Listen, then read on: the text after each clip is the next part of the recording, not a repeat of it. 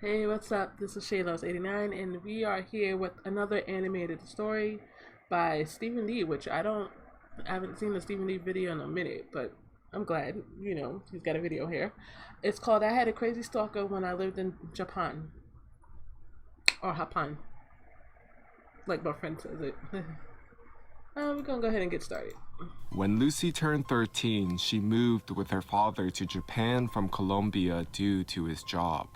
They arrived to Shizuoka Prefecture and rented a small house to live in. Her dad did research work at one of the universities while Lucy attended a school at Shizuoka closest to their home. During the first week, her dad was able to drive Lucy. I got a question for all my Asian people here. Now, I know China, I think Korea does it.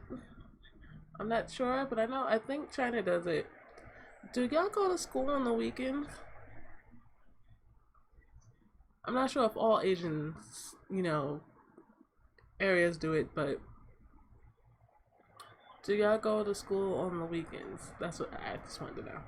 Okay. See to school and also to pick her up after. Things were going fine. She started to make new friends, her Japanese was improving, and overall had a great time.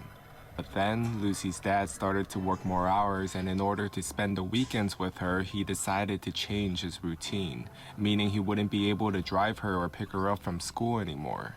Lucy had no problem being on her own, and she reassured him that everything was going to be okay. The first 2 weeks walking alone was perfectly fine, until the Tuesday of the third week. Lucy was on her usual route to school, and then a man around his 30s approached her with a kind smile on his face. Nope. He greeted her in English and started to say things such as, "It's a nice day," "I should have brought my dog," and "I remember I used to take this way to school." Lucy tried to be polite since it was common to have people from the area approaching her and her dad for small talk. And since Japanese people are so kind and polite, she did the same as well. She told this man that she really needed to hurry for school. He looked at her, quite disappointed, but smiled again and said, "Oh sure, you must be a really good student. Always on time. I hope to see you again." The next day, she saw him again. This time, he told her that he actually had seen Lucy and her dad since they arrived, and how he noticed that her dad was no longer driving her to school. He then handed her a plastic bag full of candies and cookies. You can keep it. After that, he finally let her go. In the bag, there were also notes that said, "Have a nice day at school. You are smart. You are pretty." The following day, Lucy decided to confront him. Before he offered one of his gifts, she stopped him and told him he made her uncomfortable and to stop being around her.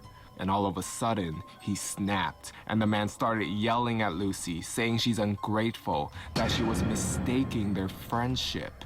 He pretended to. If it's not conceived back to you as a friendship and you're making her uncomfortable, it's not a friendship, honey. It's one-sided. And two, if a kid is telling you, a grown person, that you're making it uncomfortable, back up. Obviously, because you don't know how the kids are going to retaliate. Either if they're going to run, try to fight you, or go to another adult to get you arrested. So I advise you to back up. Because if it was me and I felt uncomfortable, somebody's getting kicked in the nuts.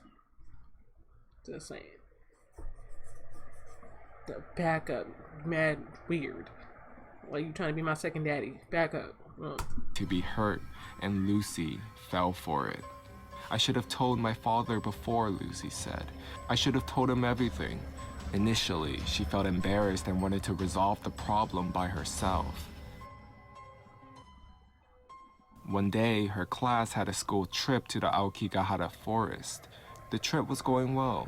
They were walking near the area of the forest and the surroundings, and were divided by groups of 10 with one teacher at the head. It was going to be a long walk, so everyone was told to go to the restroom beforehand. Each of the students were wearing identification, and when they came back, Lucy suddenly realized that she lost hers, and thought to run back to the restroom to check and see if she dropped it just before her teacher would notice and scold her for losing it. After checking the restroom and not finding her ID, she decided to give up and get back to her group. But then, the guy appeared again. He greeted Lucy and then asked, "What are you doing here?" Feeling shocked and freaked out to see him, Lucy told him that she was in a school trip and that she needed to hurry up and get back to find her group. But before she could get away from him, he said, "Don't you need your ID?" Lucy froze. She looked back at him and he smiled, then said, "I found it on the ground. I recognized your pretty face, so I put it in my car. Let's go get it before you get in trouble." Nope. At this point, Lucy was terrified. He started to look more sinister and she couldn't say anything. Seeing she wasn't responding, the man grabbed her arm and began to pull her. Lucy snapped and freed from his grip and started to run away. He followed behind, running fast while calling out, "Lucy-chan! Lucy-chan, what are you doing? Come back here!" She continued running. She didn't realize that she entered the forest and was now without direction. After running for who knows how long, she no longer heard the man's voice. Her whole body felt heavy, and Lucy couldn't catch her breath. She looked around and everything seemed the same. There was silence. She continued walking for a while until she came across a tending camp. Lucy felt relief when she saw a man come out. She proceeded to tell him everything that happened. He seemed confused and a bit scared of her. But after seeing Lucy crying, he changed his expression to a more warming one. He listened to everything quietly until she finished. They both agreed to call the cops and alert the authorities of the place. Thankfully, he knew the way back to the entrance of the forest, and 2 of the forest keepers were walking there. His name is Yuki, and Yuki told them in Japanese everything that Lucy had told him. The forest keepers brought them to an information area where they called the police and told them to wait there. They also sent other forest keepers to look for the classmates and alert them about the guy. Meanwhile, Yuki tried to comfort Lucy, telling her what he was doing in the woods. He said that his younger brother passed away 5 years ago, and since then, he's been going to the forest on his brother's birthday to honor him. Oh, that's nice. When the police arrived, she told the officer everything that happened while another group of police officers searched the area. They finally found the guy in the forest. They arrested him and searched his car for evidence and found tape, rope, and a knife. She thanked Yuki for saving her life, and shortly after, the trip ended and the school called her father. He immediately rushed to the school, but he didn't scold Lucy that day. He just hugged her and she cried on his shoulder. Lucy and her father moved to Kyoto shortly after, still thankful that Yuki was there at the right time, and she never saw that man again. Good.